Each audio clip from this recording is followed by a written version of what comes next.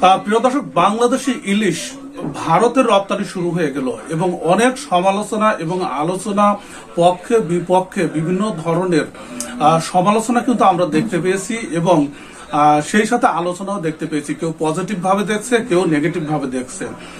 কিন্তু আজকে ইলিশ সংক্রান্ত যে নিউজটি আপনাদের সামনে উপস্থাপন করছি সেটি হলো, ভারতে কিন্তু অলরেডি বাংলাদেশি 10 টন ইলিশ হাওড়াতে পৌঁছে গেছে। এখন প্রশ্ন হলো যে বাংলাদেশ থেকে তারা ক্রয় করছে এই ইলিশগুলো 1180 টাকা, অর্থাৎ $10, $10 এখন সেই ইলিশগুলো ভারতে যাওয়ার পর কত দামে বিক্রি হচ্ছে এই সংক্রান্ত একটি দারুণ প্রতিবেদন কিন্তু তুলে ধরেছে দৈনিক আনন্দবাজার অনলাইন। এবং এখানে বলা হচ্ছে যে হেডিংটি যেটি বলা হচ্ছে, 10 মেট্রিক টন বাংলাদেশি ইলিশ এলো হাওড়ায়, সকাল থেকে বিক্রি পাইকারি বাজারে, দাম পড়ছে কত। প্রিয় দর্শক, আসুন আমরা দেখে নেই যে এই ইলিশগুলো হাওড়াতে কত করে বিক্রি হচ্ছে। আবার বলে যে বাংলাদেশ থেকে কিন্তু তারা $10 প্রতি কেজি ক্রয় করেছে এবং বলা হচ্ছে যে শুক্রবার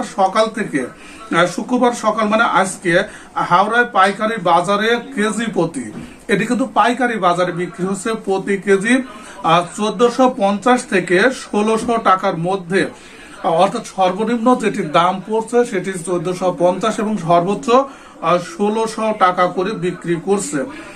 প্রিয় দর্শক, এছাড়া বলা হচ্ছে যে বাংলাদেশ থেকে এখন পর্যন্ত রাজ্যে মোট 40 মেট্রিক টন ইলিশ এসেছে।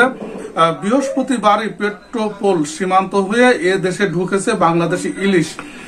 প্রিয় দর্শক, সঙ্গে থাকুন মাই ফার্স্ট কবুতর ব্লগ চ্যানেলের, তাহলে এই সংক্রান্ত যাবতীয় তথ্য আপনি নিয়মিত জানতে পারেন। ভিডিওটি দেখার জন্য আপনাদের সবাইকে ধন্যবাদ জানাচ্ছি।